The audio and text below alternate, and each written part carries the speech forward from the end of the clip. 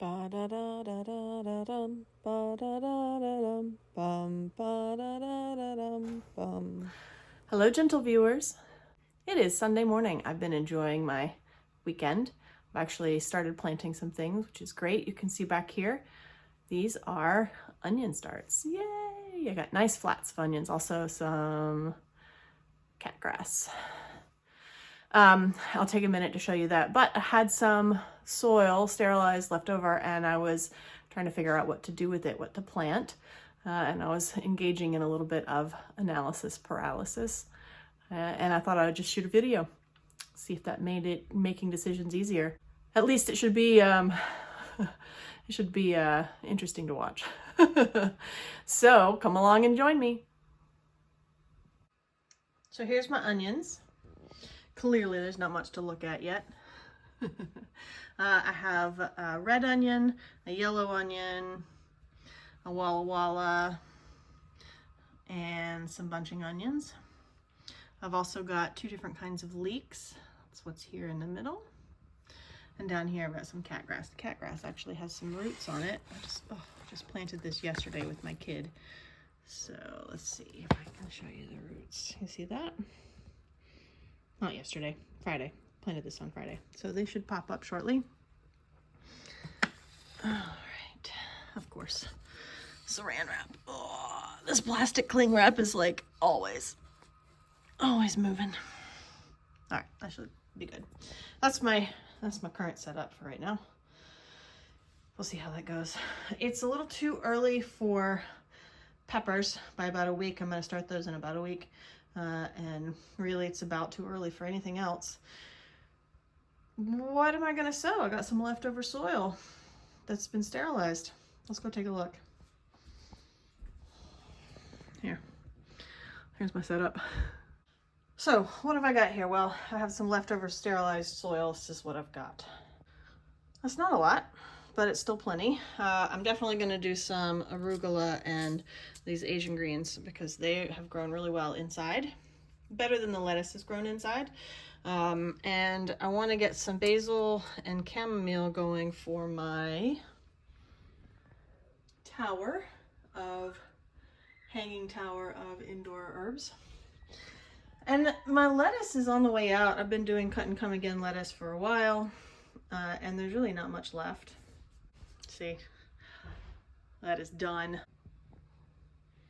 Those are the Asian greens. I also have some native mint that I want to add to this. I need to pull the seed out for that. So what have I got here? My potting table of madness. Obviously I've got my coffee, which, while similar, is not at all like this. This is the water that I drained off the soil mix after I put boiling water in it to sterilize it. I'm going to add this chock full of nutrients water to my potted indoor plants because they will love it. I still have my drill out because I do need to drill some holes in some more containers. And, you know, I have stuff out.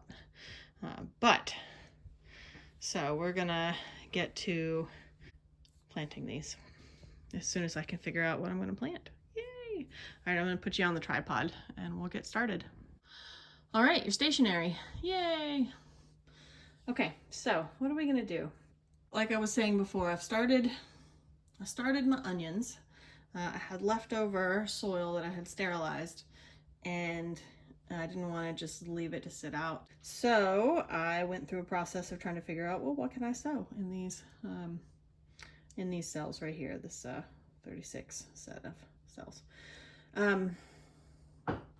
Well, I know that I wanted to do more of these, so that's easy. And it's still too early to start tomatoes or peppers.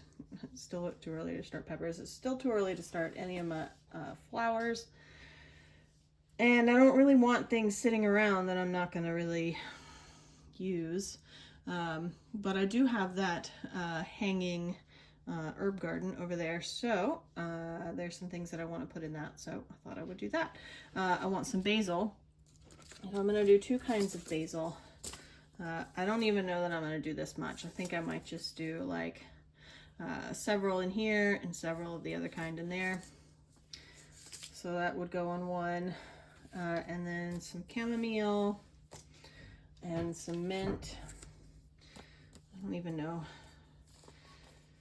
how much to do. And I've got some of this thyme, which does need to get started. So I've got a creeping thyme and a common thyme. And these do need to get started for outdoors relatively early so that it has time to grow. Those are perennials. And I already have some thyme in my hanging herb garden over there. So I don't know. I thought though that I would just shoot a video and see what happens, and you know, that's how it goes. Right? Right. So in the end, if I don't use it, it's fine. It's just some soil. It can get used in something else, or I can re-sterilize it if I need to, or if I need more soil, I can just sterilize some more. This is a problem of abundance, right? Problem of abundance. So, as Monty Don says, let's get stuck in. I was saying before that my cut and come again lettuces were getting down to the end.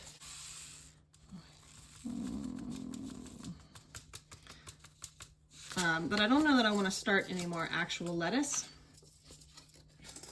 because I don't particularly want to grow it on indoors. I want to start some when it's going to get closer to the time to sow it outdoors. But these Asian greens, these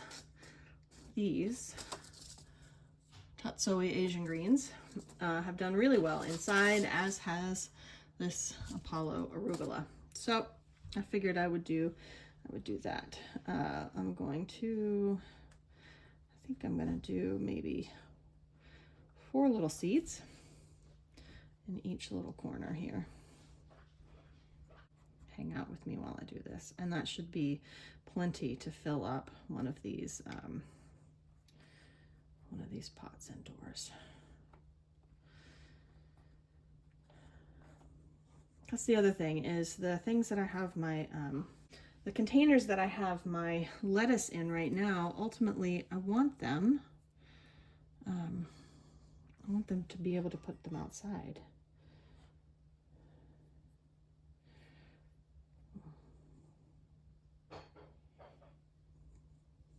This is pretty piddly here, huh?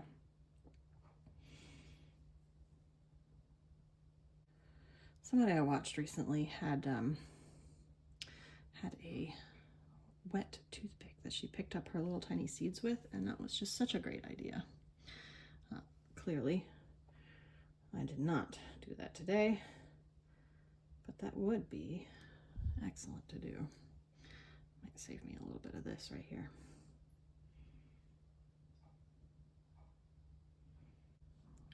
Two escaped into there.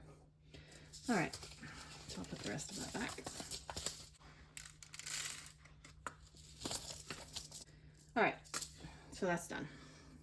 Arugula.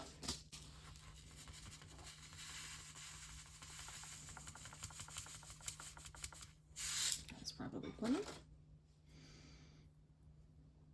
Oh, of course.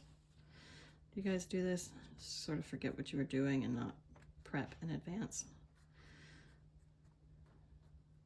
You know, I know that sometimes when you're watching people do these things on YouTube, it seems like they know that they've got it all sorted out. And I bet, I don't know if I come across that way, but if I do come across that way, I definitely do not have it all sorted out. Most of the time I'm just trying things out. We'll see to the pants. Sometimes there's some planning. Sometimes that planning doesn't work. Yeah, you know. Let's put you where you can see. All right.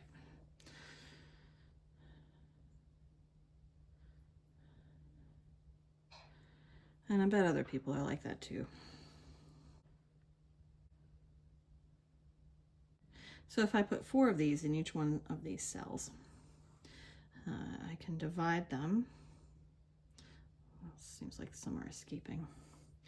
I can divide them if I want larger plants, or I can keep them in a tight bunch and do sort of a cut and come again. That's what I did before, sort of multi-sown in a little tight spot. Okay, that should be plenty. Put back the rest. Since I'm not sowing a whole lot, if I get pretty good germination, I will probably separate these out before I pot them up. What should we do next? Should we do the basil? Basil, I know to be fairly good at being separated, and I want to, so what I did with the other herbs that I put in the hanging container area over there, was I sowed 6 cells, but obviously I put more seeds than that in each one. And then I took 3 of those cells and I put them together in one small round. Here's the one round. Okay, so I did 3 of those and stuck them in here, and then just had them as a mass. And they won't get potted up from that little pot, because that's the size that fits in my hanging container. I will just prune until they are the right size for the pot. The question is, do I want a total of 4 pots of basil, 2 of the Thai basil and 2 of the Genovese?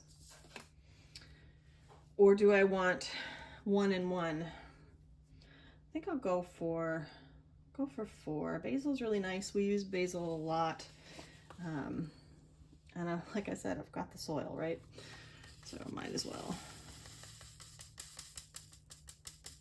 I'm going to do, that is more than I need. So this is the Genovese basil.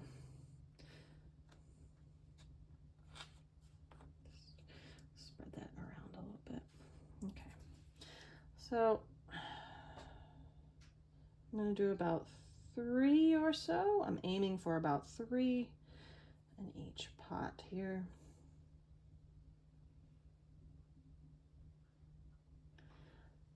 Some get 4. That should be enough.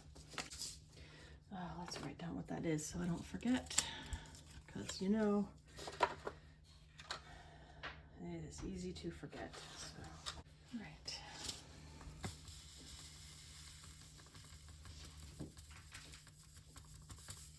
That's plenty. I've never grown this Thai basil before, so this is new.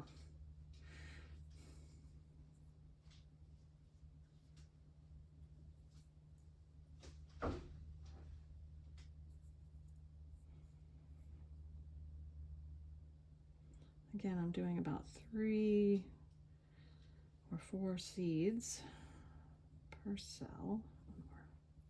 I'll be starting some of these indoors soon enough to plant outdoors. But really, these are going to be for my indoor herb garden. Mint. I have already winter sown some of this wild mint. It does not need stratification. Let's go down here. This is an A code, germination code, which means it just will grow whenever you plant it. So it doesn't need cold stratification. So it will be great just to start. And of course, these seeds are epically tiny. And if I'm not mistaken, these need to be surface sown. Yes, they need light to germinate. So I'm going to make this nice and flat on the top here, instead of having the little dip where then I would cover that soil with other soil. So let's just make that nice and flat. Let's do some surface sowing.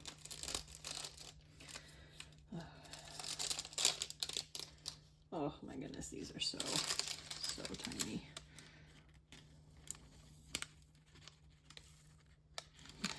Look at that. just a couple more. All right, that's it though. I'm gonna save some of these for another time. Look at that. All right, so that is about 8 or so seeds per cell.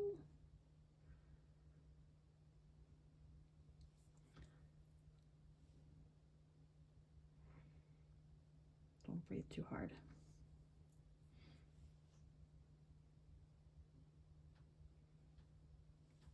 Okay. Let's definitely put this little tiny packet back in there.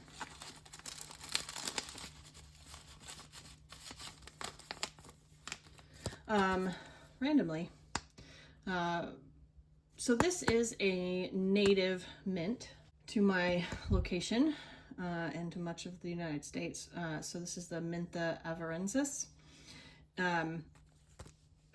The two places that I look up what native range for things, one is Bone Nap. I'll put the link down there for you. And the other is Go Botany. They disagree on this particular Menthis avarensis.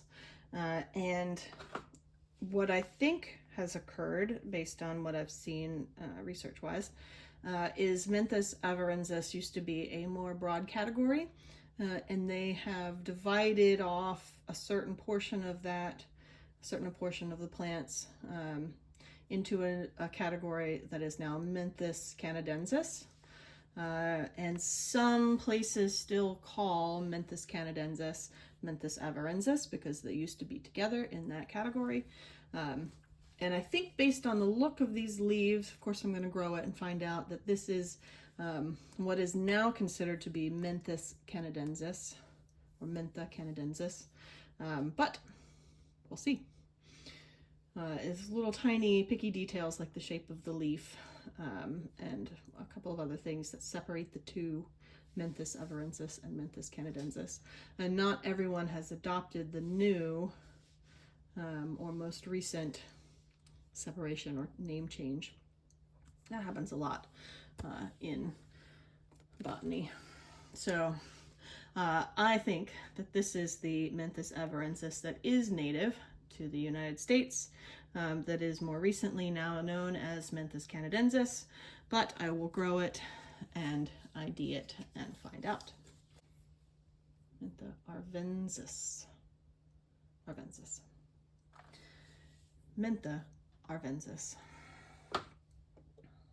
And I have chamomile, and I definitely want a good patch of chamomile, so I'm going to do a 6. And then, so this is a great reason why, if you have analysis paralysis, it's a great way to, just get started, and your decisions will get easier as you go along. So now that I've done all of that, I have decided that I will wait on the time, and I will start it when I have planned to start time. And instead I will sow this chamomile. This is a perennial chamomile, the Roman chamomile, versus the German chamomile, which is not perennial, annual. So here, I'll give you a shot at the back. Let's open it up. Chamomile seeds are impossibly tiny. Not the most tiny seeds I've encountered. That mint is actually smaller. But it does also need to be surface sown. So let me flatten these out. Here's my seeds. I would love to know if y'all are growing anything indoors already. It is late February here, which means it is still very much winter and will be winter for a good while. Oh goodness. It'll be winter for a good while where I am. So anything that I start indoors either needs a long time to grow on, or can get planted out, is frost hardy, so it gets planted out before it gets warm. My last frost date where I am is May 7th, May 8th. So I got a little while. But I if you guys are also in zone 6B or lower or elsewhere, where it is still cold and you are looking forward to winter. Are there any things that you are starting indoors right now? And if you are in a warmer area, I would love to know if you are starting things indoors still, where you are. Tell me all the things. Leave me some comments. All right, that's the Roman chamomile. I'm gonna start some more of this later for outside also. Doesn't need to be started quite so soon to grow outside. So let's write that down. The mint, I'm not covering, and the chamomile, I'm not covering. I will give them a gentle top watering just to make sure the seeds are settled. And all of these others, I am going to put a nice layer. I think I can go ahead and stick these in though. Probably just could have done that before, but whatever. Okay, so cover those up. I'm gonna add a little bit more soil on top of this too, but since there's sort of weird pockets, I'll just knock down those pockets a little bit. You know, it's winter and I get to play in soil, so that's nice.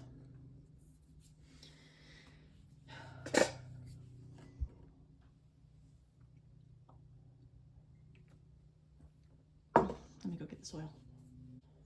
This is just plain coco coir that I'm going to put on top here.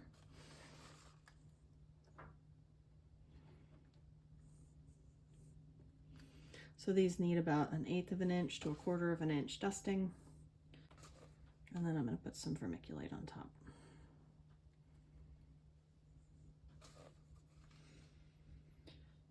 Underneath this top layer of coco coir, I've got a mixture of coco coir and compost towards the bottom.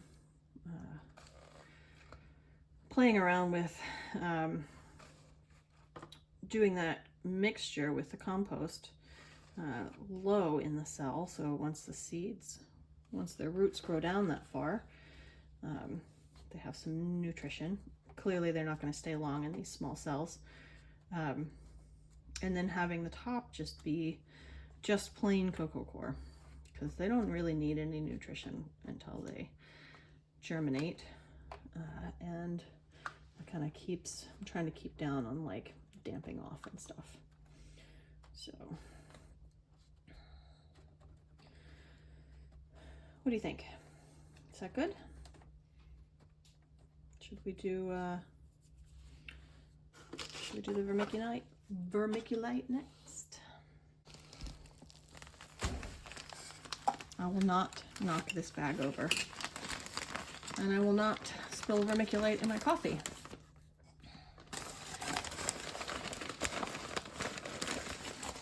If I say it out loud, maybe it'll come true, right?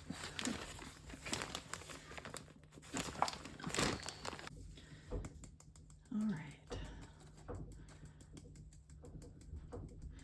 The vermiculite helps keep the right amount of humidity right at the top of the top layer of soil, which helps cut down on damping off. It won't stay too wet. I find that it also helps let me know when my soil is too dry, because it changes colors. The coco coir does that really well. You can see the coco coir here is a really nice dark color, but when it dries out, it becomes a much lighter brown, and you can tell if the top surface is moist or not based on the color. So now here's my question. Do I put coco coir on my seeds that need light to germinate? I'm gonna go for it.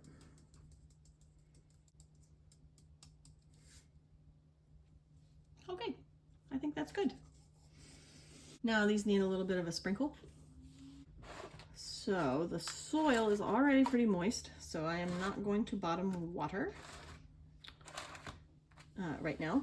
I am just going to give them a bit of a sprinkle from above. That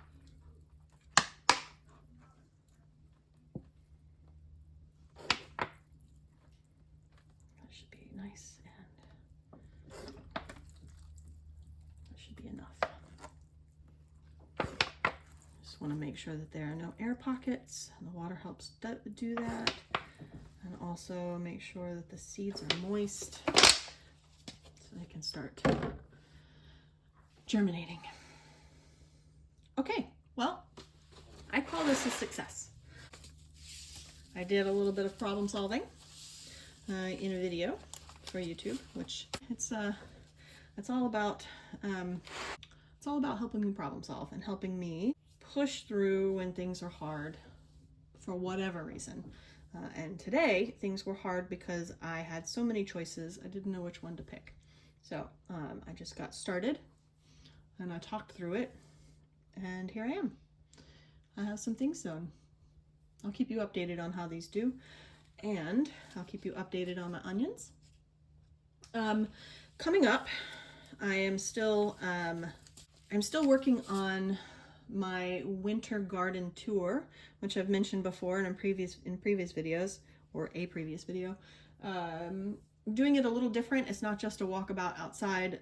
I am showing you the landscape plan that I've been working on, which is like a full-size graph paper style landscape plan, and talking through some of the different areas of the yard, as well as some of the different plants that I'm working on planting this year. So it is a big project to edit, so bear with me while I get that out. It will definitely not be a January or February garden tour. It will definitely be a winter garden tour.